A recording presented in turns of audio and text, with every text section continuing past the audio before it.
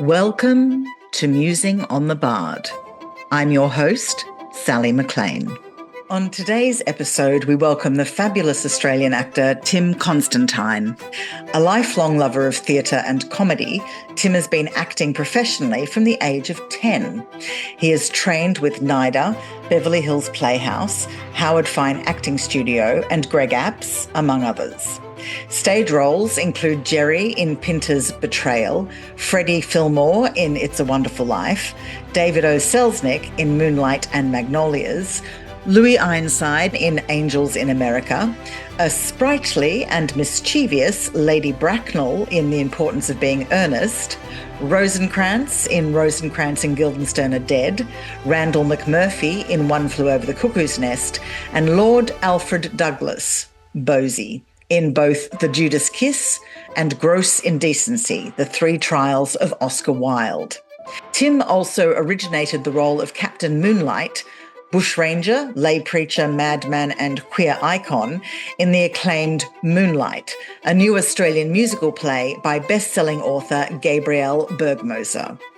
A veteran of the Melbourne International Comedy Festival, Tim also co-wrote, co-produced and performed in sold-out comedy shows, which led to writing for a comedy pilot for Channel 9, produced by Jason Stevens of The Late Show, Comedy Inc. and Newstopia fame. Tim has appeared in numerous roles for Australian TV, including Underbelly, City Homicide and Neighbours. He also appeared in the comedy series Bernie Brown and Swiping Right. Shakespeare Republic audiences will remember Tim from his compelling and beautiful work as Hamlet in Shakespeare Republic, All the Webs Are Staged, The Lockdown Chronicles, for which he was nominated for Best Supporting Actor at the 2021 British Web Awards and awarded alongside the rest of our amazing cast for that season with Best Ensemble International Narrative at the 2021 New Zealand Web Fest, Best Ensemble Cast Drama at the 2021 British Web Awards, Best Ensemble Performance at the 2022 London Web Fest, and nominated for Best Ensemble Performance Drama at the 2022 International Academy of Web Television Awards in the USA. So pull up a chair, settle in, get comfortable, and join us in this fun and insightful conversation about Shakespeare, acting, and more with today's guest, Tim Constantine.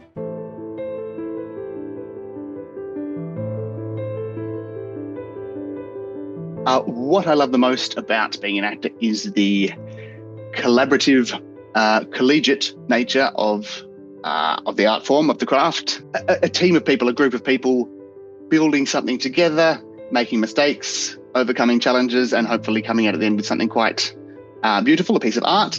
And then obviously taking that to the next step and taking that piece of art to an audience and, fingers crossed, moving them to laughter or to tears or to thought. It's about building something with a group of people and presenting it to another group of people that is the thing that I love most about it, and showing off.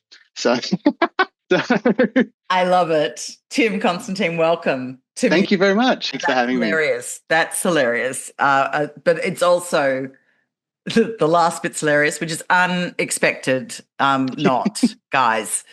If you know Tim, you know that comedy runs through his blood, but you're correct about that collaborative nature of the work. And I think that's definitely one of the beautiful aspects of what we get to do is, get to hang out with like-minded people generally who we're all pursuing a goal. So, I love it. Excellent. Well, in that case, let's start this conversation. Right. As you say, we are talking about Shakespeare. I'm pretty sure acting stuff's going to creep in, guys, because, that's what we do. But what was your first encounter with Shakespeare? My first encounter with it was, so my mother is a big Shakespeare fan. She's still with us, God bless. She's probably a bit more interested in rewatching Upstairs, Downstairs than revisiting Shakespeare in her dotage, but that's fine. In her prime, she was very big into Shakespeare, and I recall her taking me to see one of the Henry Sixes. I can't remember which one because I fell asleep. And then I woke up when men were shouting at each other and bashing each other with swords, which I found quite exciting. So my first experience with it was, as I say, I was probably too young to appreciate what it is that I love about Shakespeare now, the things that I came to love about it as an adult. But that certainly is my earliest memory of it. I love that. That's awesome. And I mean, again, yes, of course, the sword fights. To be honest, it's a big draw card. Like any age, but particularly as a kid, it's that swashbuckling and the dramatic energy, I think, around those play, particularly a Henry play. Good Lord, that's an unusual first introduction. It sure is. And, I probably, to this day, I probably don't know who all the characters are in those three plays. But at that age, I certainly didn't. But, yeah, it didn't matter in those moments of great drama with the, drums beating and music clamoring and people shouting at each other and bashing each other. Right. So, that would have been so exciting. And so much, to be honest, yeah, I think a much better introduction because you've got the sense of the life of Shakespeare in that sort of play, that sort of experience, in the sense that there was a lot of high energy and high action. I mean, he wrote blockbusters at the time, essentially. So that's right. And that's what, English teachers of yore forgot to tell their little students is these are the blockbusters, these are the soapies of the day, and they can be made terrifically exciting, and certainly they were exciting 400 years ago for everyone from all walks of society. So, Absolutely. Okay. Well, wow. I love that as a first experience, as a first encounter. So, okay, what do you think then, looking at all the Shakespeare stuff you would have been exposed to and then also your own experience playing Shakespeare, what do you think is the most important aspect or skill required to successfully perform Shakespeare? Sure. I think I know for certain in my brain, the most important aspect is to respect the text, to understand it, to commit to learning about it and doing the work and doing the research, for which there have never been more resources available. A lot of people in my youth, a lot of people's difficulty with Shakespeare was the language. They didn't understand it. It's 400 years old. The reality is that 90% of the language in Shakespeare are words we use today. And it's that 10% that we as actors have a duty to both to the audience, but also to the playwright, to Shakespeare. We have a duty to do the work about finding out what those words mean, finding out what the sense is, so that we can deliver it with commitment and truth, so that even though an audience member won't understand the word necessarily, as an actor we have conveyed enough context for the sentence to have meaning. So it doesn't matter if you don't know what a fardel is or whatever individual word is, as long as the actor has done that work to ensure that they understand the text. That also goes for rhythm, which is a trickier one, but I think certainly the meaning of words, it's never, ever been easier to find it out. And here I'll do a plug for David and Ben Crystal's Shakespeare's Words. It's an invaluable resource, and they've sort of got one for younger readers as well, which has illustrations and all that sort of stuff. So there's a plug. I'm in no way affiliated with David and Ben Crystal. I have had the great pleasure of appearing on screen with Ben in the show online. Hilariously, I was playing Queen Catherine and Henry VIII for the show must go online, and Ben popped on screen. He was actually doing all the intro scene, announcements as to what scene and act we were in, but he was also a verger, I think he was, silent on the screen, bless him, walking around with a candle. He played Timon of Athens for that series and was actually, nice. He's amazing, and his dad's amazing. So, yes, Ben and David Crystal, anything those guys are putting together, have a look at, because it's really well informed, well thought out, well considered, and actually really accessible. So it is really accessible. And another good one, just Ben Crystal on his own wrote, it's again good for students and beginners. It's called Shakespeare on Toast, and I have never ever seen it laid out more clearly to me how to deliver a Shakespearean monologue and how to analyze the text, how to analyze the number of syllables in each line and what that might mean for the character, whether they're speaking in verse or blank verse or just plain speech, all of that stuff and what it means, whether they're saying thou or you to a particular character, all of these things that in high school people say it's too hard, I can't understand. They're just this laid out so clearly in Shakespeare on Toast by Ben Crystal. So that's another plug for Ben. Absolutely. For those listening at the moment who have come to this podcast because they are, Shakespeare curious, as we are billing this podcast. Also look into Ben and David's work in original pronunciation, because that's an extremely interesting process that David, who is a professor, actually came to, and Ben, his son, being an actor, helped him with. And the two of them, that's kind of what brought them to prominence within the Shakespeare world, was that discovery or that rediscovery of original pronunciation. And it's a really interesting part of the Shakespeare studies as well. But definitely go Shakespeare on Toast first before you go. That's the It's a little, but the videos are fascinating, watching Ben perform in modern accent and then going back to original pronunciation. They are, aren't they? And that's, as you say, with one of the reasons they work so well as a team is that David obviously is a linguist, and that's where his background is, and he knows everything there is to know about the English language, including 400-year-old language. And then Ben, as an actor, is able to perform, in that original pronunciation. It's just, it's fascinating, thrilling to watch. And I think they're on YouTube. I could be wrong, but I'm pretty sure that's where I saw them. Yeah. Right. Yeah, I believe so. There's been quite a bit that's been put up there. So, yes, everyone go look that up, definitely. And there you go, Ben, plugging your work, because it is so excellent. Deserves to be mentioned as often as possible. Yeah. Great. Okay, well, this is a question, and it can be based on your own experience or, again, what you've observed. But what do you think is the biggest mistake people make when approaching Shakespeare, and what are the consequences of that? And what would be your best tip to avoid that pitfall? To be afraid of the text, to find it daunting, to find it something insurmountable, because it's not. It's if you speak the English language and if you have a dictionary and you have the resources of the various crystal family, it isn't daunting, and it shouldn't be daunting. And I know, and it's such a cliche to say it now, but I know that's how 95% of my peers in school felt. They thought it was boring and they couldn't understand it, and they would then get frustrated, because no one likes to feel silly. No one likes to feel, I don't understand this, and therefore the deficiency is with me. So I think, the biggest mistake to make as an actor starting out is to be scared of the language. And you know what?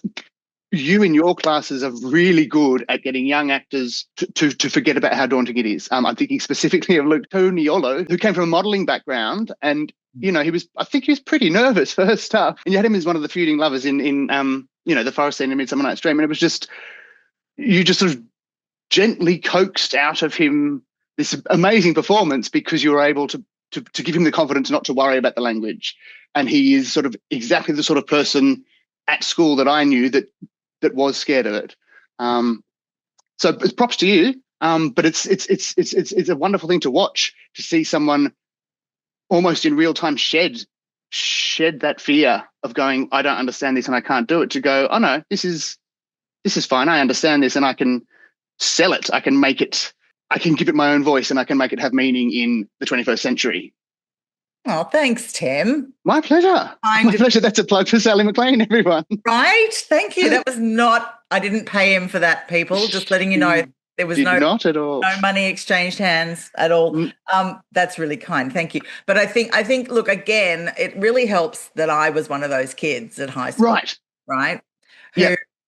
And I say this when I was teaching regularly, my first opening line, usually, particularly for young drama school students, was, I'm dyslexic, so if I can do this, you definitely can, right? Because that was the problem. So Shakespeare was terrifying. And you don't have to be dyslexic, by the way, to have that experience. As you know, you've talked about it. You don't. It could just, it is a foreign language. To a degree, in the way that it's written, but at the same time, it has so much in common. I mean, it's the foundation of modern English as we speak it now. So it's actually not that foreign, but it's just the way the phrasing is. It's the odd words that we don't recognize that throw us. So because I went through that experience, I am super conscious that pretty much nearly everybody is going to, particularly in Australia, is going to be exposed to Shakespeare in a similar way to the way I was. Sure. Most of us were. They might have a great teacher who takes them to see a play first or show them a film of it first, which I personally think is the much better way of getting them into it. 100%. Because it's meant to be played, not read. Precisely. Yep. Yes. I mean, I know people who love reading the plays. That's great. But generally, that is not everyone's through line into it. But yeah, so that's why, and you mentioned Luke, and there have been others who, most of them are terrified. I'd dare say there's probably about 60% of the class that don't even want to be in the room when I was teaching for full-timers, where they just they didn't want to be there. Right. And you could feel it. And it was interesting to watch. And the other thing that was fascinating for me, I'd say the thing about dyslexia, and I'd have at least two hands go up to say, my God, me too. And that's why they were so terrified about being there. So that helped those kids. And quite often they became the star performers of the class because they had permission to play with it, to get it wrong. And no judgment. Like, get it wrong so you can then find the correct way in for you. That's fine. Get it wrong. It's great. Do it. Absolutely. That's what rehearsal is. Yeah, for sure. Right? That's exactly correct. That is what rehearsal is.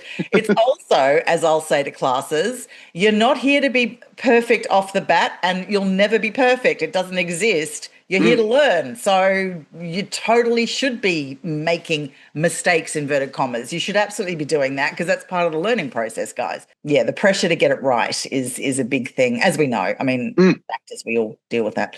A couple of points that, you raised I'd like to touch on. Very, very true about in Australia, it's difficult, even more so because we already have a cultural cringe about our accent and stuff. So some people, in my experience, have thought that Shakespeare should be performed in a voice like this. And that's fine if you're Ian McKellen, and literally only if you're Ian McKellen. We don't need to round the vowels. We don't need to sound like Margaret Thatcher or anything. We can put it into our own voice. And I love it when I see Australian productions that can do that. And yeah, in fact, we did a Much Ado that was set in, just a large rich person's house in Fitzroy with this enormous, expansive garden, and we just had a garden party. But it was very Australian, and it's an extra barrier, I think, for Australian kids because it's not only 400 years ago; it's from across the world by this old dead white guy, and it's there in the 20th century there was a huge tradition of being Gilgood or Ralph Richardson or whatever and declaiming the speech and. We're getting past it, but I think there's still just an element of that in people's collective psyches that it is somehow posh. It is, and it's absolutely not. We know that the groundlings were all there throwing oranges and shouting out and cheering and booing and hissing. So that Australian thing does make it harder for some actors, and I think again that's why your classes are quite valuable because you say, right, well, let's set it now. And with me, we had Macbeth and Lady M were, they were running a corporation and it was just set in a modern penthouse apartment. And I think I was snorting some illicit substance because my character had a bit of an addiction problem. But being able to relate these old texts to modern Australia is so valuable for Australian actors, I think, which is why I've always been keen on the constant reinterpretations of the plays. I know I spoke about my mother earlier. She was very much a purist, and she used to get annoyed about Hamlet in jeans or wearing a bloody leather jacket or riding a motorbike or whatever. And I think, well, the Globe still does, doublet and hose and swords and shields. That exists. And why can't we have also these modern reinterpretations that allow young people or younger actors to go, hang on, I dig that. And Baz Luhrmann knew exactly what he was doing with Romeo plus Juliet, I suppose I have to call it. Because, he just went, these kids are young American Los Angeles gang members and their families are fighting and these two people love each other, and you can understand having the parent of the person you love disapprove of you, at the very least. They might not want to start a war, a civil war, but it's something you can relate to. But that's it. I mean, I think that was the thing. And even now, I'm just thinking about, my younger family members who are not remotely into Shakespeare, I might add, because none of them are actors, none of them really care. But if I say to them, what would be your favourite Shakespeare film, knowing that there's a few now that are out there in the particularly the 21st century, but also from late last century, without fail, they'll all go, oh, Romeo and Juliet, that one with Leo and Claire Danes. And I'm like, Really? And it's because they saw it in high school. They had a sensible teacher who went, let's watch this. Thank you, Baz Luhrmann. Absolutely. And to an extent, again, he knew what he was doing. It's eye candy. It really is. So if you give a kid the Queen Mab speech on a piece of paper and go, right, make this interesting or funny, and they won't be able to. But if you've got, Mercutio in drag and fireworks going up and all this sort of stuff, it works. He knew precisely what he was doing. And absolutely. And I don't think it's bad that it's eye candy, because you're getting kids to watch it. So, and the language, they'll hear it. They will hear the language while they're watching the eye candy. So correct. Yes. Look, I understand there are certain purists out there, and there will probably always be. And I do understand that as someone who is very interested in history, who had a father as an historian. I do understand the purists. Yes. I didn't know that, but okay. Yeah. Right. Yeah. I do get it, but and we keep coming back. It's the language thing. Yeah. This is not supposed to just be the realms of academia. This is a living, breathing text that requires, therefore, living, breathing actors and also a living, breathing audience. Precisely. Yes. Yeah. I think you're right. Yeah. Things like Baz Luhrmann. I mean, it was so shocking, I think, at the time for people, that were purists, but it's brought so many more kids to at least that story and potentially more. It totally did. And so I've got I think it's a cute anecdote about that. So obviously Romeo and Juliet, it's a 400-year-old play. I'm familiar with it. I assume you're familiar with it. But a kid I knew at the time came and sort of said, oh, wow, you've got to see this film, Romeo and Juliet. I won't spoil the ending for you. And I'm like, cool, that's all right. I'm pretty sure I've got a handle on the ending of Romeo and Juliet, but bless you. Thanks so much. This was just at the beginning of spoiler culture, of not giving things away. Yep. And I thought, bless this is genuinely a new piece of entertainment to him. This person does not realise that it's a 400-year-old text. And I thought, great. If you love it and you don't have the context that this is a 400-year-old play, then so much the better. That's brilliant, Right. That is fantastic. Yeah. Gosh, I love that. And that, again, that means that the dialogue was just seen as heightened. Yeah, precisely. Yeah. Rather than ancient. And it could, you can argue that it's justifiably heightened because of how heightened the dramatic nature of what they're going through is. And yeah, absolutely. Yeah. So cool. But you'll notice I very carefully didn't spoil the ending of Romeo and Juliet for your listeners as well. So yes, guys, go watch the film if you don't know what the ending is, or go, there's various versions of Romeo and Juliet out there, but definitely Baz Luhrmann's one, because he's Australian. That's the reason we're really going to own him, by the way. But it was actually quite a brilliant modern adaptation of that particular play, and it was enormous fun, apart from anything else. I loved the reverence of the text and the irreverence of the delivery and the style of it. It was great. I think then you summed it up. Yeah, the reverence of the text with the irreverence of the style. Perfect. Yes. But then he came out of an opera background, so that's right. That's right. Operas. Putting La Boheme and the big correct. Exactly. So you can see that definitely. Juliet treatment. I mean, it's great, and everything else that he did since then. What was your most difficult experience performing Shakespeare, and what did you learn from it? But great, you were there. Well, you weren't quite there, but my most difficult experience. I think I know what you're going to say now, but okay, moving on. Go on. The reasons are interesting, because the reasons are, again, me learning. I didn't trust my own advice. So I won't put the horse before the cart. No, the cart before the horse. I'll start from the beginning. It was when I worked with you on the Lockdown Chronicles, all the Webster stage, playing Hamlet, doing What a Rogue and Peasant Slave Am I, that speech. And I didn't listen to the man at the beginning of this podcast who said, respect the text above all. You and I talked a lot at the time. So this was it was 2020, certainly. I can't remember which lockdown it was, but Melbourne had a lot of lockdowns. Yes, Melbourne had a lot of lockdowns for almost 2 years. So I, again, go back to my mother. My mother's an Anglophile. We have a lot of ties to England. My wife's English. And I managed, because there was a lot of time to read the internet, I managed to get down a rabbit hole of really keen detesting Boris Johnson, like really hating him, to the point that when he got COVID and went to hospital, I genuinely wanted him to die. And that is not the sort of person. No, but I understand the rage, but yes. Sure. And that's the thing. I'm not a person who wishes ill on other people, but in my opinion, at that time, this man was responsible for the death of so many people, and he was so careless and carefree about the whole situation, and it boiled my blood. So when you gave me the option of what speeches we were going to do, and I sort of had a look at it, and I think I came to you with the suggestion of, oh, maybe I could play a medical worker who's a bit angry at Boris Johnson. And Yes. I stand by the idea. I don't think we were wrong to explore the idea, but I personally allowed my feelings as Tim Constantine against Boris Johnson to override what I think we were trying to do. Interesting. Yeah. Well, what's your take on that? You were there. You directed me. No. I want you to finish your thought, and then go on. Okay. I think I did say I wasn't going to talk about acting philosophy, but I think I have very, very broadly, a two-step process that begins with instinct and then ends with discipline of honing things down and making sure they're sharp and specific. And I think I didn't do the second thing. I went with my instincts, and they were there, and I was angry. And I'm a man who talks very fast at the best of times. And so when I'm angry, I talk a bit faster.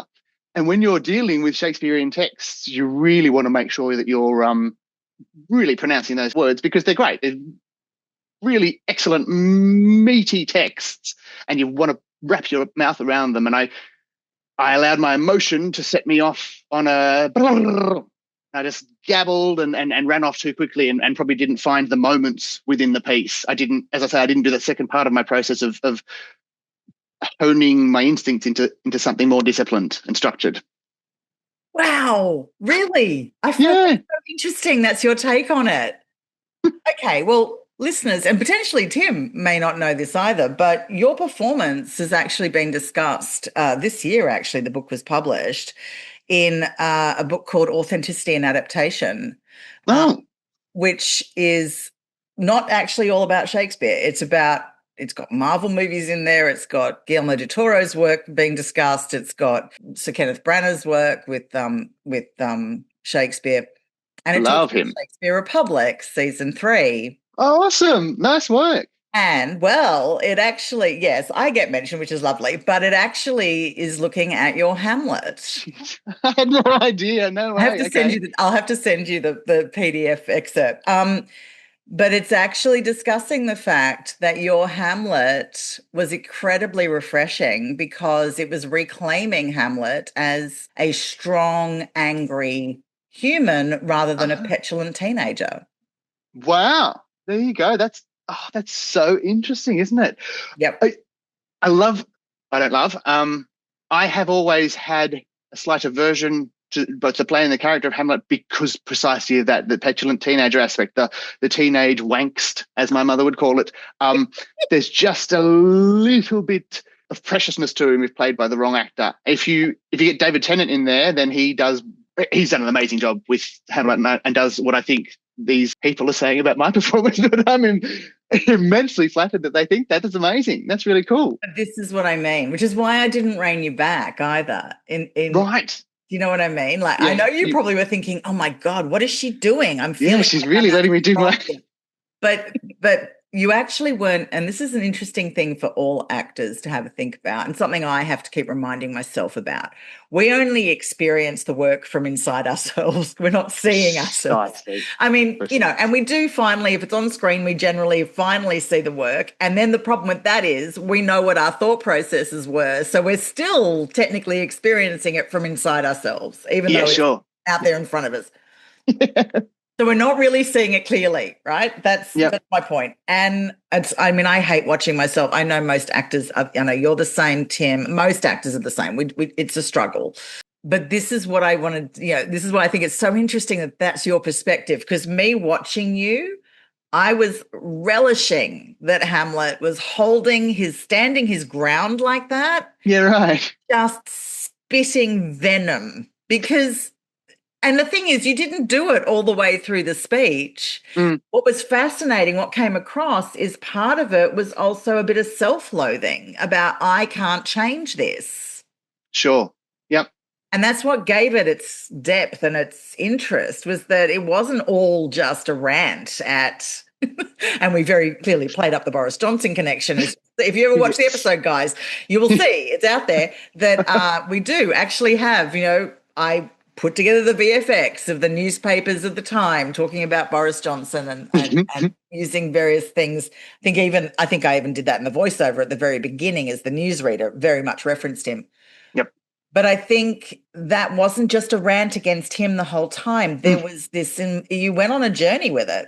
And it wasn't just angry the whole time. That's the point I'm trying to make. But your experience of it, because of your own anger as Tim, clearly you felt that it was just this one-note rant, which it wasn't. Well, that's so nice to know. Thank you. Because trust me, I would have pulled you back if it was. Well, and that's the thing.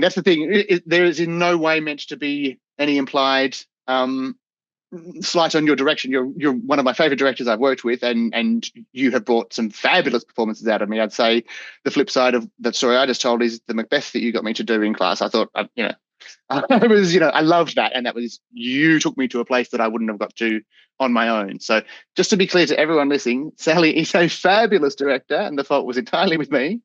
Tim.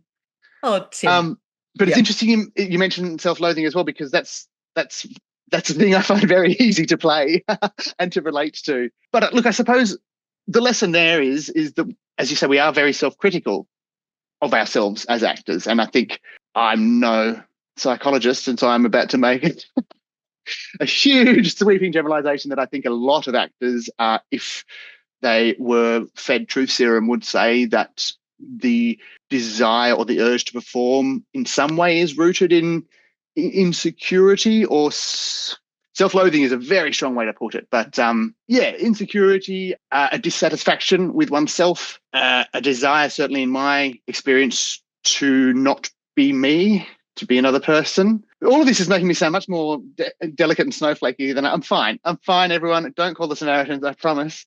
Yeah. But it's nice to analyse these things. Trust me, everybody. Tim, jump in, boots and all, and just go for it. Continue. Look, I do. I think there is a direct correlation between, let's just call it a dissatisfaction with oneself and the desire to prove oneself in a public forum, whether that be on a stage or, YouTube influencers is the next step, I suppose. I would argue that performing Shakespeare has slightly more class to it than influencing, but it's the same thing, isn't it? It's people wanting to show off and wanting likes. It's as simple as that. In my day, it was applause. It was, well done, you did a great show and we thank you for the art.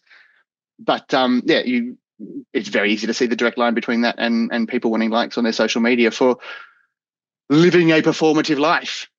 So, and again, they might be playing themselves, but they're not being true to themselves, because if you're being true to yourself, you don't stand in front of a ring light and it's fabricated, it's unnatural.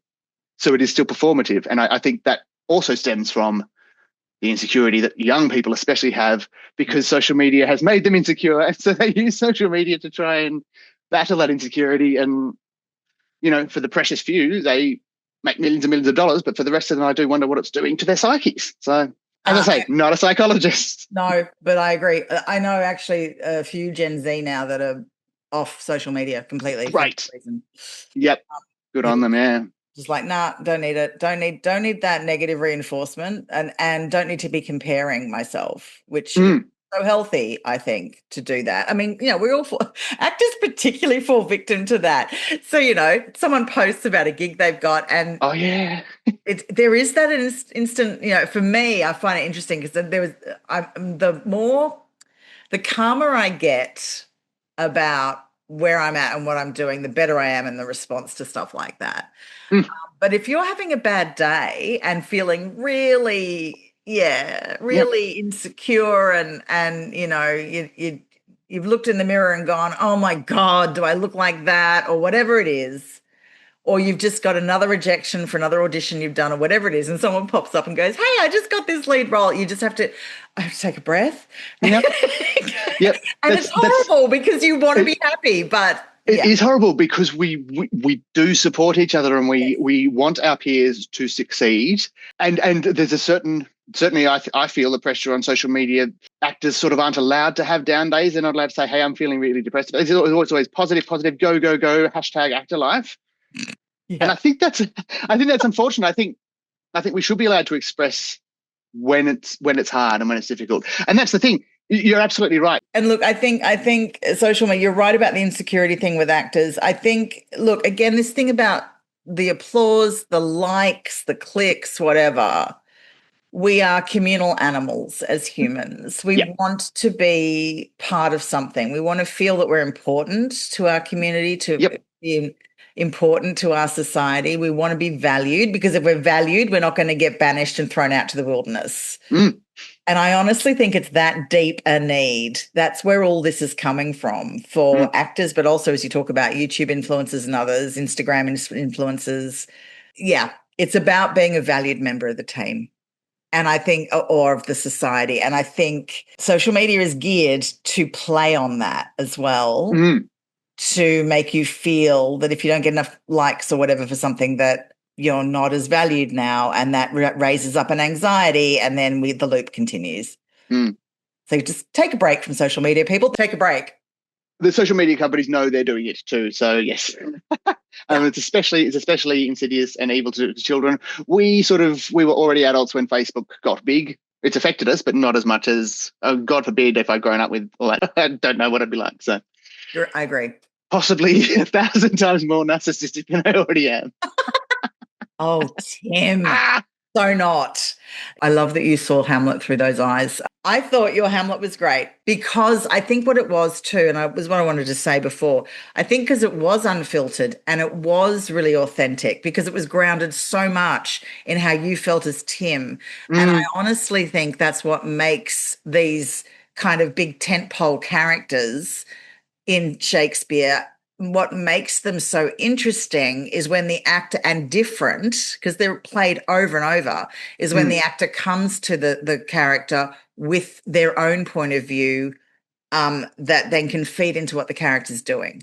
Because that's what makes them different. That's what makes David Tennant's Hamlet different to Patrick Stewart's, I think to an extent you have to. I think that's a really, really good point. And there is a reason that, specifically, and now I'm not a big Whovian or anything, but David Tennant as a Shakespearean actor, he is absolutely up my street, and I'll watch him play any part. I've seen him do Hamlet. Obviously, I've seen him do Macbeth. I've seen him do Richard II, which is not a play that I'm particularly fond of. But if David Tennant's in it, sign me up. He has a natural demeanor and a humor, like a little impish, devilish humor that I really, really relate to as a performer. I love him. Yeah, absolutely. And he, as you say, he's different to Patrick Stewart's, which is different to what Bracknell would do, and so on and so forth. And that's part of the beauty of Shakespeare as well, is collecting your favorite actors. I find. That is true. Yeah. But I think that's the thing, is always embrace what is driving you with that role, where that role's connecting in you. Always embrace that, because that's what's going to give it its truth. It's going to also, that's what's going to make it sort of land better with the audience, because they're going to really feel that you are talking directly to them, because it's coming from your own engine rather than a manufactured idea of how that role should be played. So yeah, your Hamlet was raw and authentic, and so many people related. That is amazing, and it's made my day. That has made my day. So I can't believe you've been thinking that for nearly 5 years. That's so terrible. A lot of things happened around the time of the pandemic. Yeah, and so my feeling about that performance is entirely tied to my confidence at the time. I had reached a point just before the pandemic where I thought, this is a viable career after many years. And you know exactly what it's like, Sal. After many years toiling away in the salt mines, you think, I can make a living out of this just with, corporates and commercials and all those other dodgy secret things that actors have to do to make money so that they can then make art.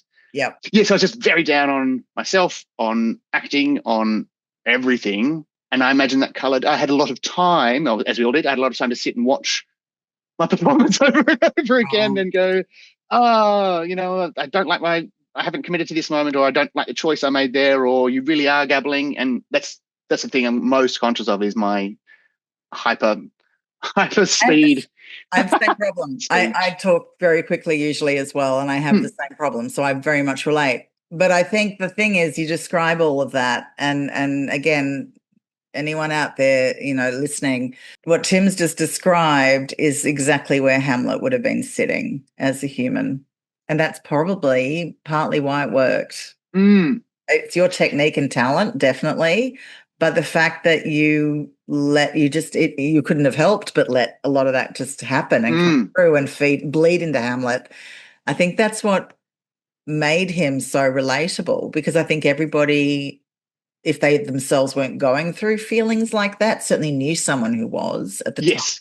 Yeah, for sure. And what's Yeah. interesting is 5 years later, someone has published a chapter on Shakespeare Republic, season 3 in this book, that looks at what went on with that character and your performance of it, and is still completely of the mind that it's one of the performances that reclaimed Hamlet, if you like, from the whingy teenager interpretation that's been so popular for so long. Yeah. So wow. Yeah, I don't know what to say. I'm filled with fuzzy, nice feelings. That's really nice to know, Sally. Thank you. So you just, because this is the thing, we don't know what our work does. We don't know how it influences others until someone makes the effort to actually write about it or talk about it. And again, I'm always big on don't necessarily read reviews, blah, blah, blah. Sure, yep. But this sort of thing is actually, it's a rigorous academic look at what's going on with that particular character in current adaptations. And so it's coming with some expertise. Yeah, for sure. I'm all right. I'm all right looking at that, because that's someone who knows what they're talking about. Absolutely. I just thought of something then when you were talking about it. It's really interesting. Again, we don't like watching ourselves. As you know, my background was in comedy. I'm always happy to watch myself doing comedy because it comes so naturally to me, and I can look and go, yep, timing was correct there. Yes, that is the correct stress to put on that joke. Or it is drama. It's drama where I look at myself and go, fake, don't believe you. And here's the thing I've always, and Robin Williams, Steve Coogan, every comedian who's become a dramatic actor has always felt that. I don't like the term imposter syndrome, but felt as if you're false somehow, as if you're not delivering the truth that is so prized by some drama teachers, and it's find your truth and all this. It's and maybe that's it. Maybe it's looking at that Hamlet and go, I don't believe you, because I know the tricks that you're doing as an actor, and I also know that the madness, that's not your skill that you're showing. You're simulating madness. You are slightly mad. But yeah, it's really interesting that I will happily watch my own comedic performances forever and ever and ever, because I'm so comfortable in my ability to do comedy. But yeah, I feel fake when I do drama, and that's, I shouldn't be this age at this stage of my career and still think fake. Not necessarily, my darling. I think we all still have that problem. I mean, I came out of musical theatre and then I went into comedy, and then I was like, I want to do drama. Why can't I do? Now, the thing is, so I understand by saying that, I understand where you're coming from. You're never going to be able to completely bury what's actually going on for you as a human when you're playing roles. Well, if you're an open human, you're not going to really be able to do that. Compartmentalizing is fine, but it's not going to be, especially because you've got to bring so much of yourself anyway every time. So stuff's going to leak through. So I do love that you were saying you were trying all these tricks and stuff. It was still going to leak through. But when you talk about tricks, again, everyone, I'm sort of staying on this a little bit because I think it's important. I think what it was from watching the performance with an objective eye is that, sure, did you need to rein in some of that emotional stuff? Of course you did. Otherwise, you would have just been a sobbing mess on the floor for the whole piece, and that would have not been anywhere near entertaining or educational, right? It would have just been traumatic for yourself and everybody else. So those tricks, as you describe them, I think more was about you just trying to channel and contain that feeling so it didn't overwhelm. Yeah, that's me looking at it from a director's perspective. Sure, and that's a fair reading, and you're very generous, and I suppose I am. Well, I preemptively, as we've talked about this, I know that a lot of people think actors are wankers, and I don't want to be one of those guys. So I often preemptively do this self-deprecation of saying, hey, not on a wink. Like, I'm aware, I know I sound like this and all that sort of stuff. So to call them tricks is to reduce it to something that it's not. And I don't think they are tricks, and I probably should have used the word techniques. But I suppose in anyone in any job, whether they be a concert violinist or they work with wood or clay or if they're a surgeon, whatever, anyone who has learnt a craft or a trade has learnt techniques or tips or tricks that might help them to do their job. Yeah. And I suppose that's where I'm coming from is saying that I recognized those things that I use. And that comes back to us saying how we don't like watching ourselves because we don't like to see how the sausage is made, how the quote goes. You know, you just want to. And that's one of the reasons stage acting can be so fulfilling, because you do it and you're in the moment the whole night, and then the lights go down, the audience claps, and it's gone, and you don't get to see it. You never, ever get, unless it's filmed, which does happen. But yeah, most of the time you don't get to see it. And so you never know, oh, I used a trick there, or I didn't hit the moment there. And that's very freeing. But yeah, once something's committed to celluloid, if there is something celluloid, what's celluloid, Grandad? Once something has been enshrined as ones and zeros in a digital form, and you can look at it forever, anything that you deem to be imperfect is going to sort of chip it away at you. Even if you can go, yeah, that's not a bad performance, but I didn't like that bit. And it's going to chip away at you personally, whereas not everyone else, other people won't perceive those imperfections. No, absolutely not. And Tim, you've heard me say this before in class, but also actually directing, because we all had to be reminded through COVID, particularly because of the lack of control situation. We had to be reminded of this. The perfection lies in the imperfections. Yes. Right? That's where the living, breathing human is, in the imperfections. No one is perfect. Nothing is ever perfect. No, and it took me a long time to embrace that, and I think you're probably instrumental in turning me around on that. So, hello, I am a recovering perfectionist. So, yes, I completely get that. Like, that's why I say it now. It's as much for me as everybody else. Sure, just a little reminder, Right?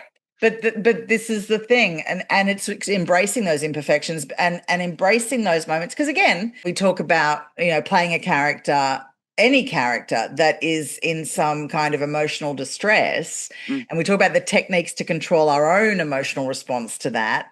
But if the character would be doing the same thing because they're trying to communicate, so they would also be doing that, trying to contain it so they can keep speaking. So we know it's us, but that's, I think, the audience only see the character if we're fully in that moment. So stop being so hard on yourself is what I want to say to you. Sorry, yes. Just stop. Stop it. And I will speak to myself as well, because I totally relate. I totally get it.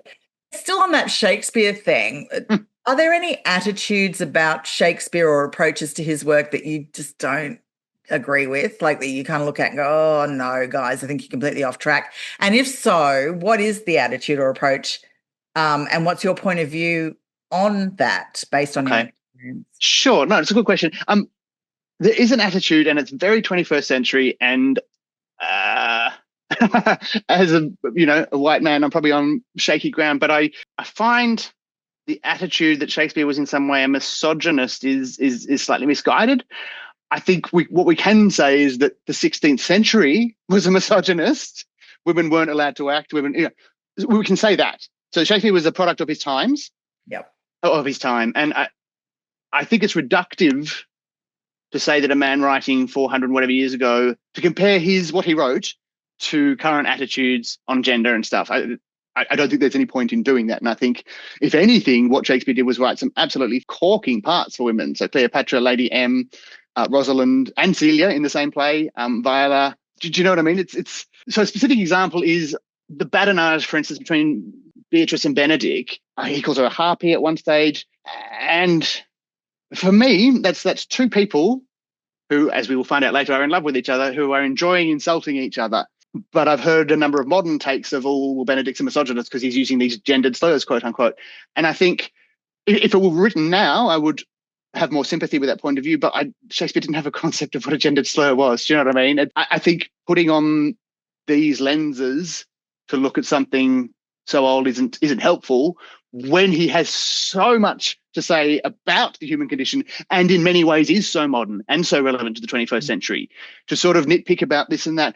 I mean, I feel like saying, well, okay, so Benedict said the word harpy, Richard III murdered children. Do you know what I mean? It's none of his characters is a perfect human being.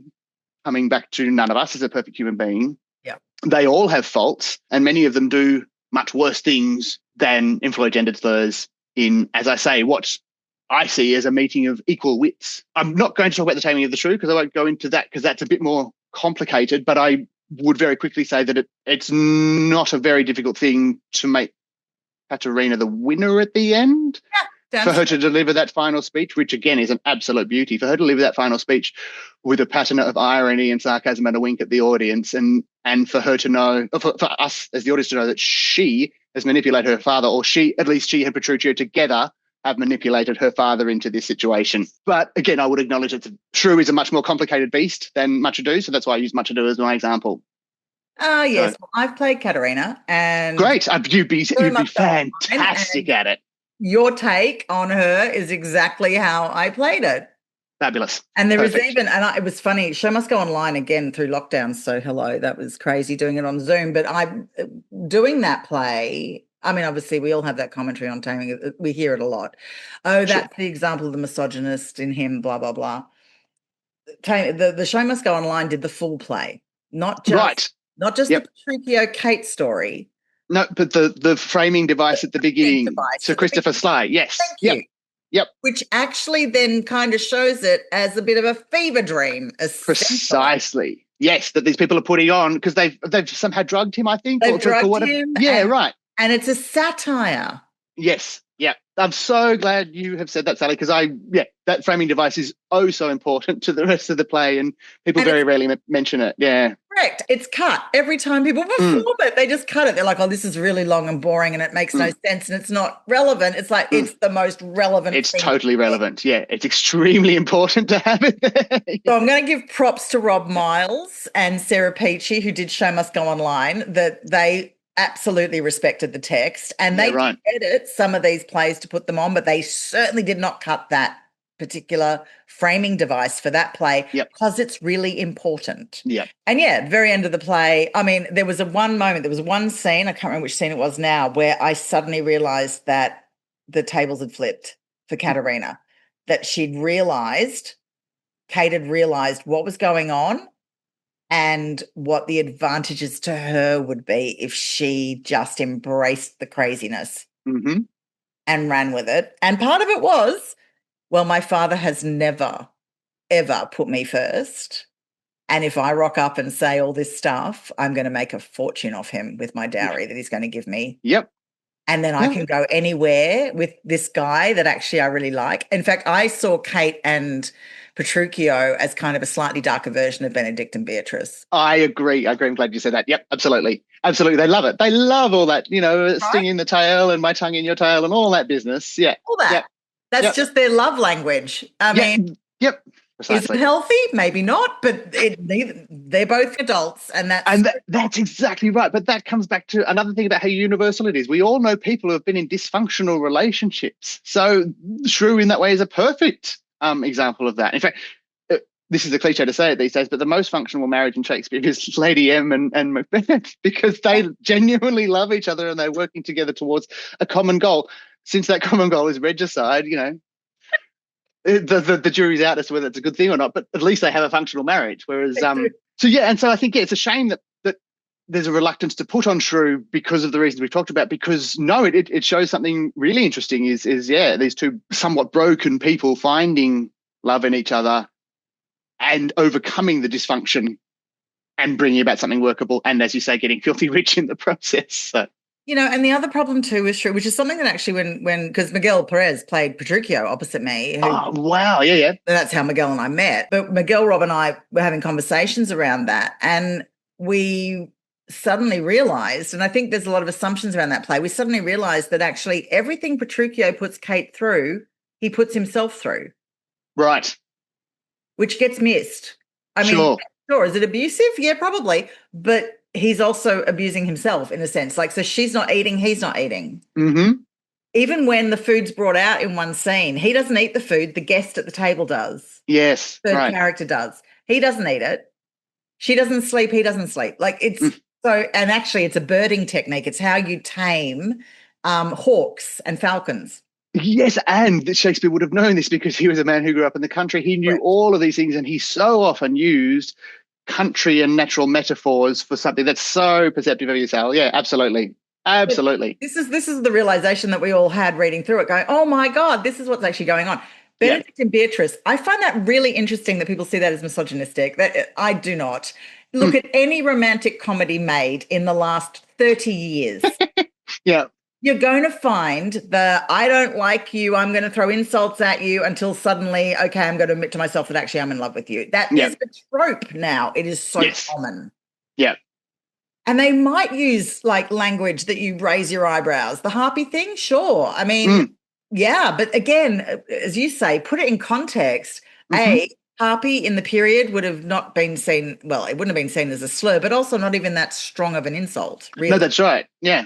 And because it's a Greek mythology reference there. So it's an intelligent kind of slap, insult, whatever, but not. Yes. Yeah, it's not like he was calling her a bitch to her face like that. He didn't go that far. It depends how it's delivered. But also, yes, he was writing for a time where everybody would have recognized that attitude. That's what the attitude of society was. But he wrote a character who basically said things like, you know, I would rather die than be married. Yes. Beatrice basically says, I do not want to hear a man call my name. I'm not interested. Now, is she? Yeah, she's in love with Benedict, but she's not admitting it. No, and she needs to defend herself. And in this world that is, you know, favored towards men, she needs to protect herself. And she's independent and fiery as all get out. And she's independent, fiery as all get out. And just again, reflecting on the misogyny of the times rather than the misogyny of Shakespeare, her uncle, so Hero's father, in my production, Francis Greenslade played him. And I should remember that because he's a genuinely famous person.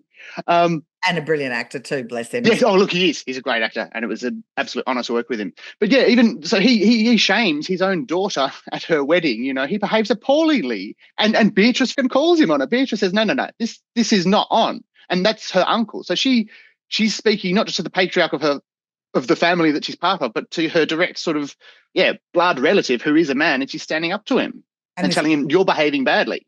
This is my point, is if you're a misogynist, you don't write a female character like that. Exactly. Or Cleopatra, or the other ones are named. Absolutely not. Yeah. Or Cleopatra, or Amelia in Othello. Oh, I love Amelia. Yes. Yeah, essentially the feminist speech of all of his works. Yeah. Yeah, sorry. If you're a misogynist, you don't write female characters like that, saying those things. I find we're very quick to judge things. And again, people, know your history. Please know your history.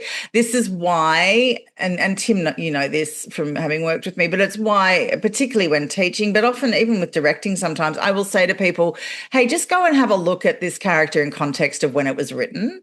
Just get a bit of a sense of the history, understand the politics, understand the attitudes, just because that is, we're so quick to judge everything through the now. And now is not how it always was, my friends. To be honest, now isn't actually how we think it is either. But I think we're so worried about realizing that we really haven't moved on as a society far enough, that we don't want to look at the stuff that might remind us that there are still these kind of problems and people in the world. And that's part of the cancel culture thing, I think, to a degree. It's so threatening to our worldview that we can't actually engage with it. And that's where we stop learning and growing as a society. And Shakespeare knew that. I mean, you see it all through his plays, where he's holding up that mirror. I mean, that's a Shakespearean phrase. He's holding up the mirror to the audience and going, this is what you look like. And it's leading me on to my next question, actually, which I'm going to jump straight into. Why do you think Shakespeare endures and continues to be performed so widely? Yes, I mean, I think we're both heading in the same direction with that, isn't it? It's extraordinary that someone from 400 years ago can have ideas that seem so modern and takes on the human condition that seems so modern. And again, the fact that, you know, Shakespeare understands the human condition and encapsulates it is a cliche, but it's a cliche to say this, but it's a cliche for a reason. You know, he managed to. Why didn't Marlowe endure in the same way, or Johnson or Thomas Kidd or any of the others? Why him specifically? And he had something unique. He wasn't university educated like a lot of the other playwrights were. He grew up in the country, but he also had a knowledge of court and courtiers. So he had this breadth of knowledge that the university educated playwrights and wits just didn't have. And they were very keen on showing off their university educations. And so a lot of the verbiage is classical and Latinate and stuff. And so it's not as earthy. Shakespeare does both. He uses the classical language and the Latinate stuff, and he uses earthy language, and he often does so to great effect to show the differences in status between characters. And he had all of that going on, whereas I think those other playwrights they were too concerned about expressing the extent of their own wit, and therefore, and they were witty. They were very much cleverer than I am, but I don't want to read their plays now or see their plays performed now. Whereas Shakespeare was more interested in going, isn't it funny how human beings do this or that or this or that, or what would it be like to murder your king, and then how would you react, and what effect would it have on your psyche, or he asks really interesting questions and then allows them to play out. I once heard a comedian describe a comedy sketch, which is one of my favorite forms. A comedy sketch is taking an idea for a walk. And I think on a larger scale, that's what Shakespeare does. He takes a situation or a set of human relationships and he takes them for a walk and sees what would happen. Yeah. What would happen if a working class but white soldier develops a resentment for his upper class but dark-skinned general, and this young soldier was very, very manipulative, but the soldier trusted him and called him honest Iago the whole time? How would that play out? And we know how it plays out, and it's one of the best things ever written. It's amazing. I love it.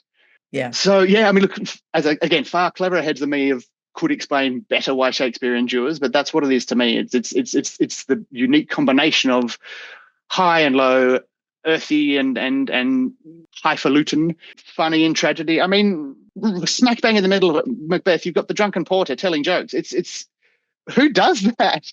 Who puts such bizarre and sudden shifts of tone? But he does it, and he gets away with it, and it's bloody great. It's extraordinary. You can see why he was so popular in his own time as well, for reasons like that.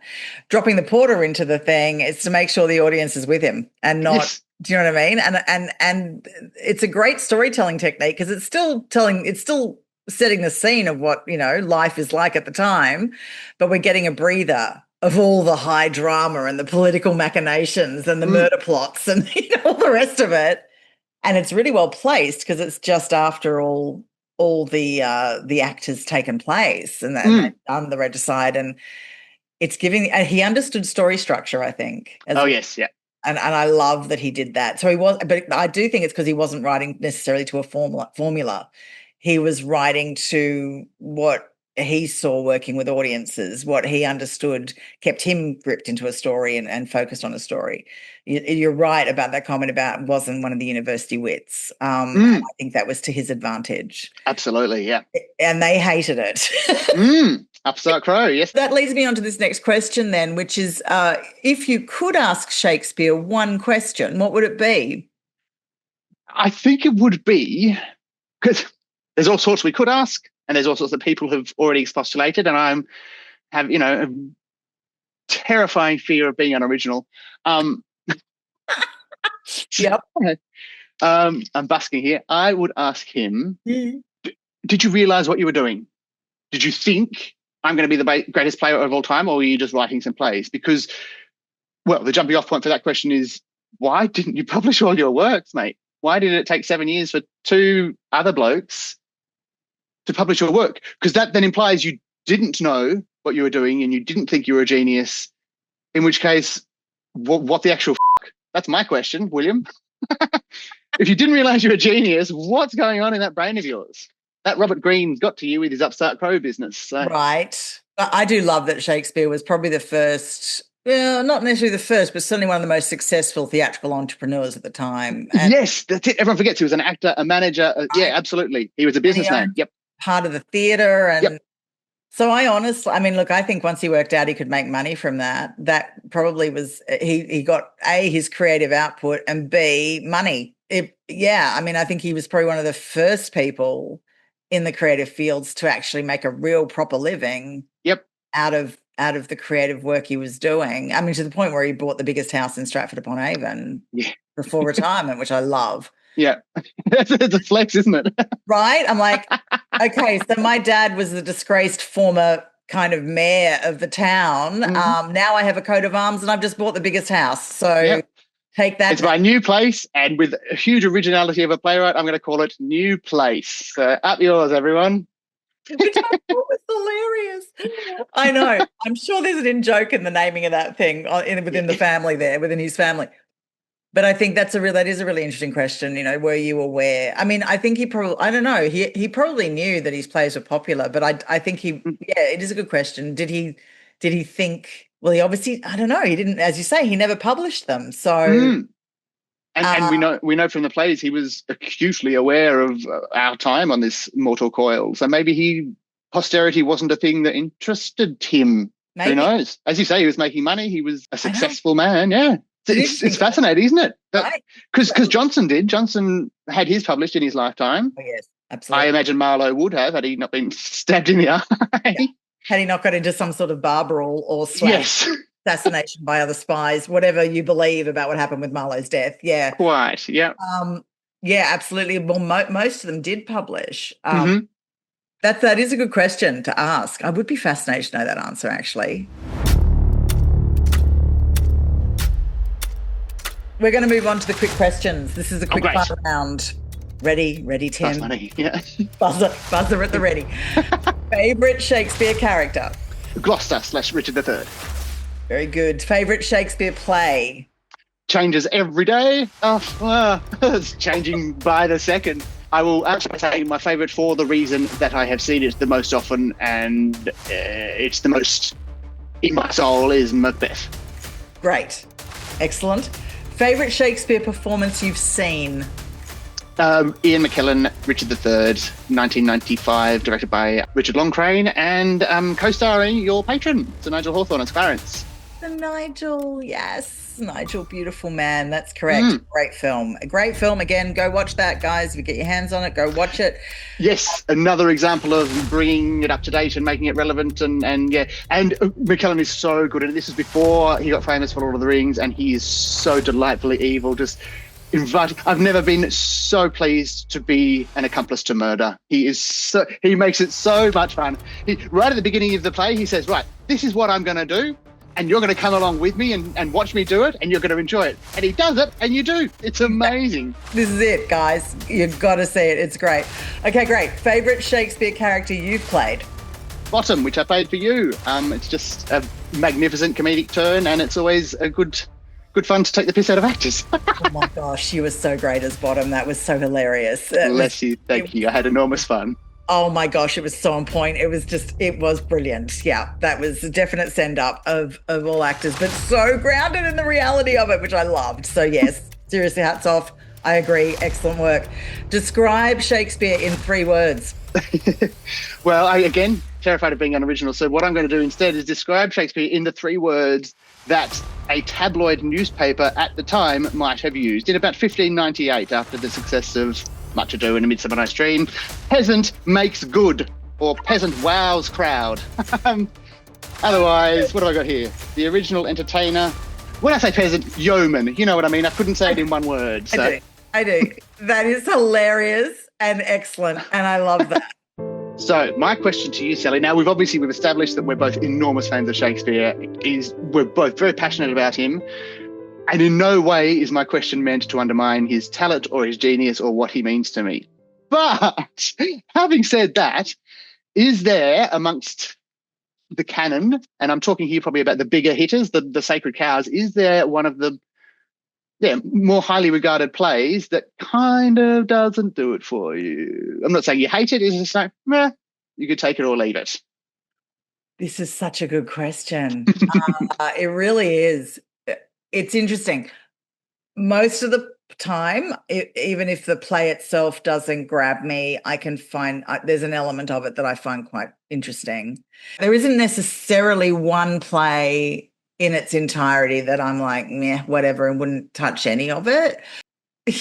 But there's actually 2 plays, which is interesting, that I'm just a bit like, I don't need to engage with that again.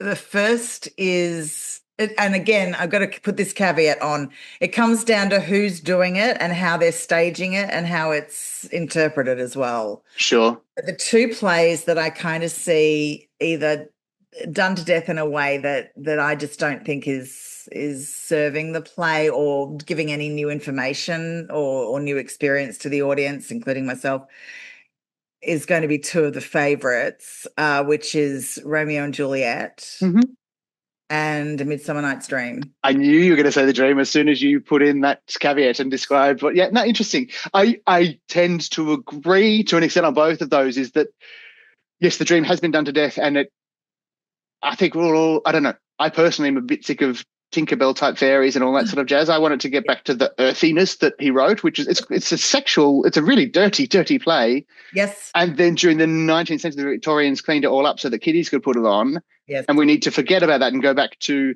I mean, Robin Goodfellow Puck is a big, this supernatural creature with this enormous phallus. Do you know what I mean? It's not. Yes. Yeah. Great. Yep. And I get it that I sort of get it that there's there's an anxiety around offending, I guess, but it's also, again, like, guys, know the history, as you just pointed out. Robin Goodfellow was a fertility god, essentially.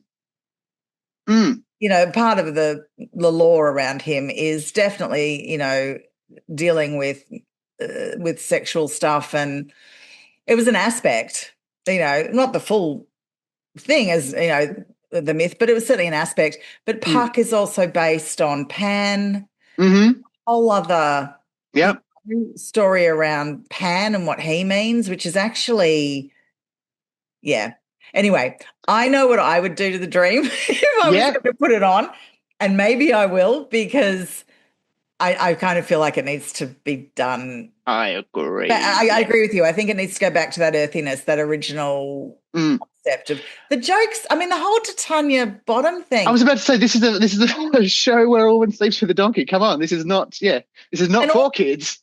Right? And all of her dialogue is so suggestive. Yeah. And look, and the thing for me that there's a lot to be said, that the play says a lot. I think it does. And that's the other problem too. It's kind of usually treated as, it's a comedy, so it's all light and up here, and it's like it says stuff, actually. It talks about the nature of female friendship, for example. Sure, yes. It's about right, and it talks about the nature of unrequited love and how painful that is. Like, it's dealing with deep human stuff. And then you get to Tanya's speech, which is also known now as the environmental speech, where she's talking about how the world's turned upside down because she and Oberon are fighting. Yeah.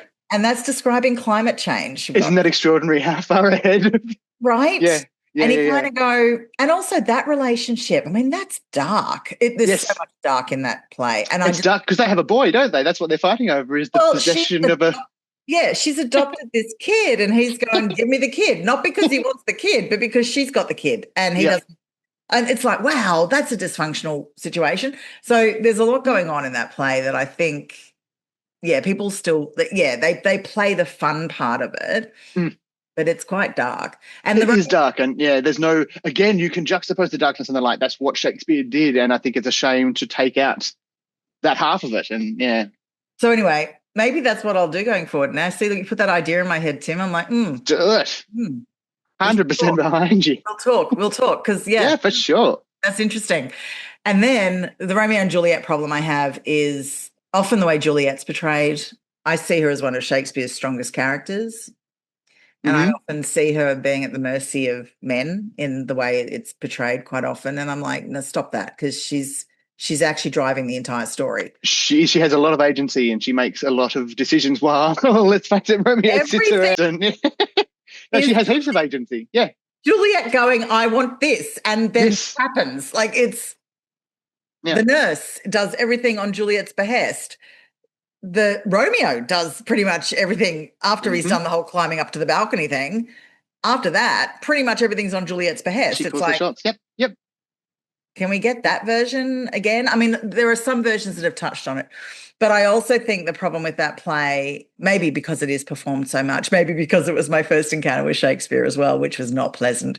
Yeah, I'm not. And look, I mean, I think, again, it's back to that same comment about the dream is it really does come down to who's putting it together and who's in the cast and who's directing as to whether my interest is piqued or not, and what their take on it is. But, you know, I mean, I have seen some interesting productions of it, but I just think, for me, I prefer to dive into the lesser known stuff now. And maybe that's just because I'm so exposed. Familiar with, yes, yep.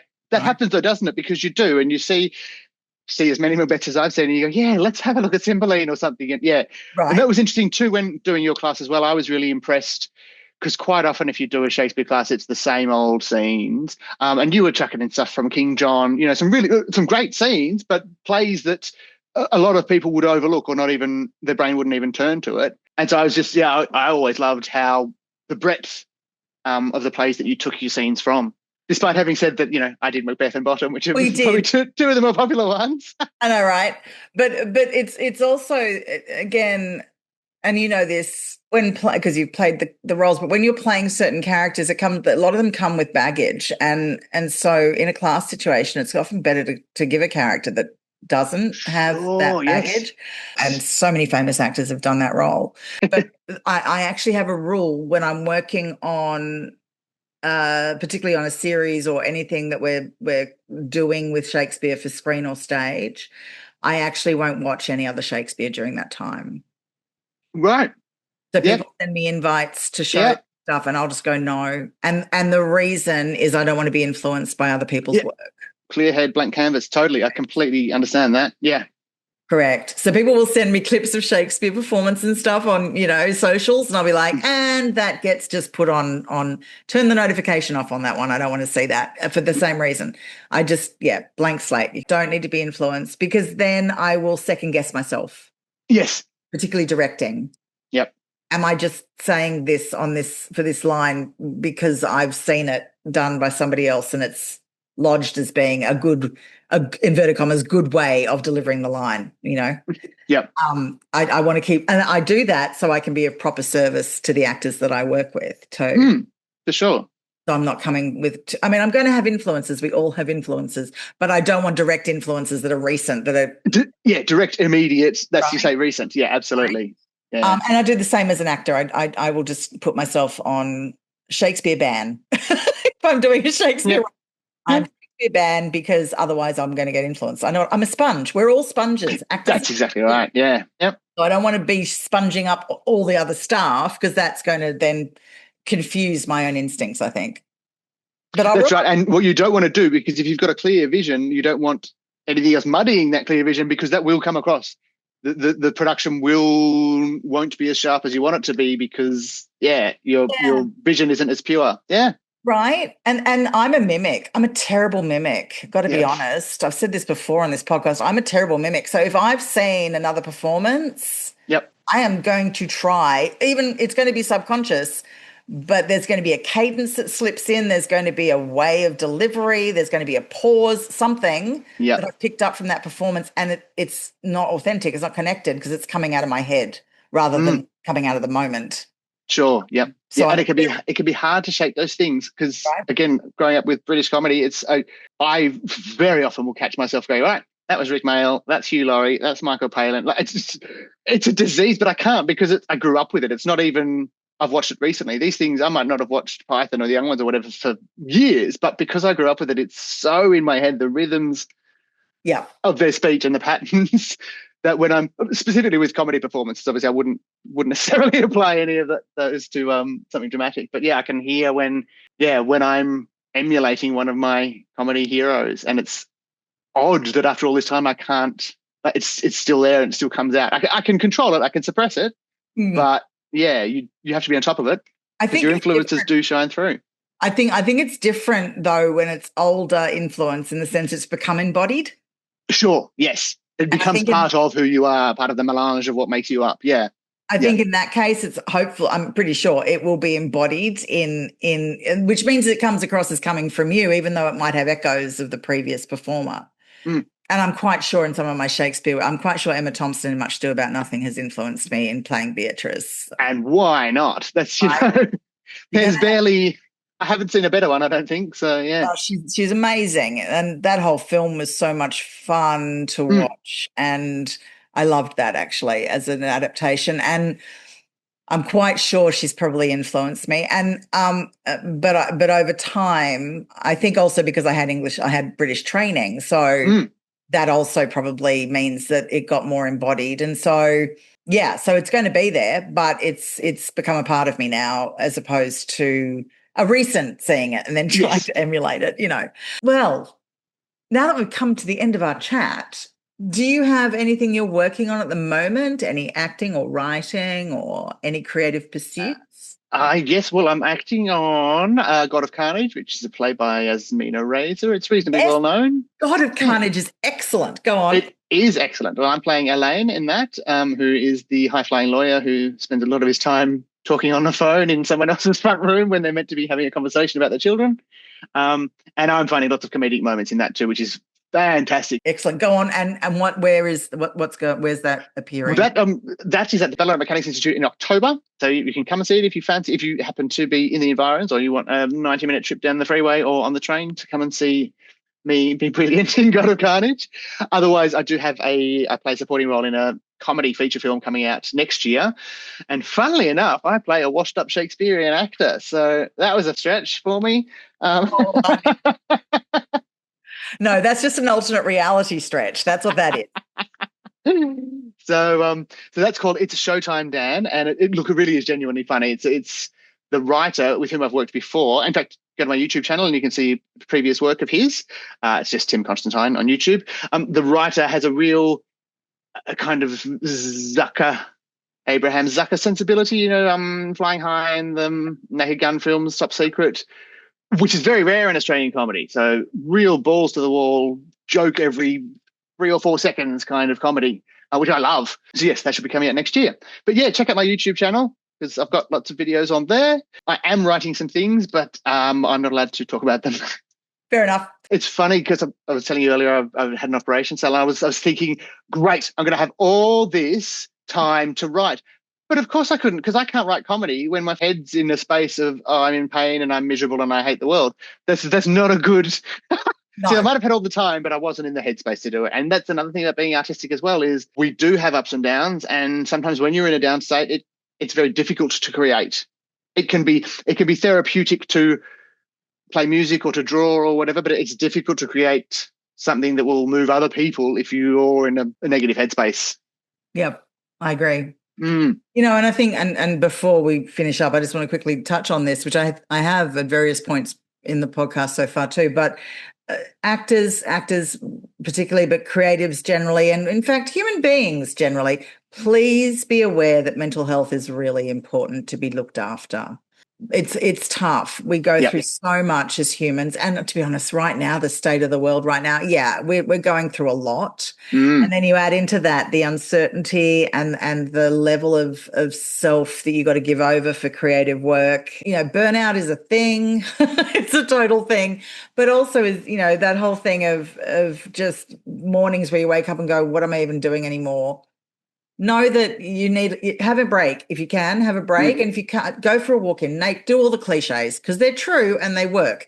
Go for a walk in nature, or I don't know, sit down and write in a journal. Just rubbish. Just get your head clear. Yeah, I'm going to jump on the writing one, Sally. That's a really good one because a lot of people, I think, just write down your thoughts. You don't have to write a novel or a poem. The exercise isn't to create a piece of art. The exercise is to use writing as a way to marshal your thoughts, possibly to exorcise them if you're into that sort of thing, like casting them out by physically writing them or typing them. I'm not a superstitious person, but the symbolism of casting them out in that way is like an exorcism. It's like I'm ridding myself of whatever I've just written about. But the act of doing it itself can be enormously, I keep saying therapeutic, but I can't think of another word. But it is. It's cathartic as well. Cathartic, yes, absolutely. Yeah. But I will say quite openly, I do the Artist's Way, Julia Cameron. I do the morning pages every morning. Right. Yes. Great. Which is literally I'm emptying whatever the hell is in my head onto paper so I don't need to think about it again. Yep. They're not written for anyone else to look at. That's exactly right. It's an exercise, the morning pages. It's to get your little brain going and, to, as you say, get rid of anything in there. But also it's to hone your skills. So even if you're not writing a project at the moment, you've still got to write every day to make sure that you're keeping your toolbox sharp. It's a terrible metaphor, keeping your toolbox sharp. You know what I meant. I do. But I think that, I will do that. And it's done for mental health. I notice if I don't do that for a couple of days, if I go 2 or 3 days, my partner also notices if I haven't. Right. Because I get really grumpy and I get a bit anxious and that chatter's not being removed. It's just allowing to go in loops. So yes, exactly. And it bounces around in your head and then you start feeling worse about it. Yeah, no, I agree. It's also just on the sort of therapeutic and helping the mental health business. Michael Palin, who is now also a famous diarist, those diaries that he makes a lot of money from selling, he started writing them to give up smoking. So he said, I'm an addict. I need to do something every day or whatever he did. and I don't want to smoke cigarettes anymore. And he started writing a diary, and he gave up like that cold turkey. And the addiction of writing his journal has kept him cigarette-free for 50 years or something. So yeah, that's amazing. And that's why he's the python who's going to live the longest. So. Correct. Yes. Writing as a cathartic tool is actually really powerful. And that hand-brain connection with handwriting. So you're not typing them up. You're actually pen in hand, writing in a journal or a notebook or whatever it is for that purpose. That connection's really powerful, and it actually does do a lot of good, I think, to help keep you at least help with the anxiety aspects of just life in general. Well, I think that concludes our chat, my friend. Fabulous. I've rather taken up more of your time than you expected, but thank you for indulging me. But it's been such a great conversation. It has, yeah. It has. Finally, where can people find you again? What's the... Sorry, yes. I'm on YouTube. I'm Tim Constantine. I'm on Instagram, Tim_actor.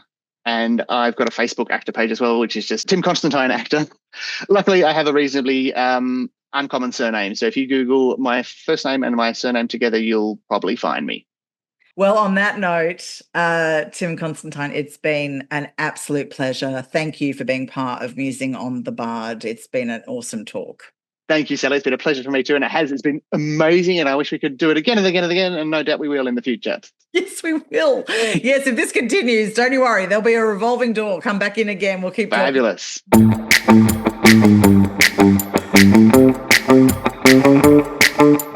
Thank you for joining me for today's episode.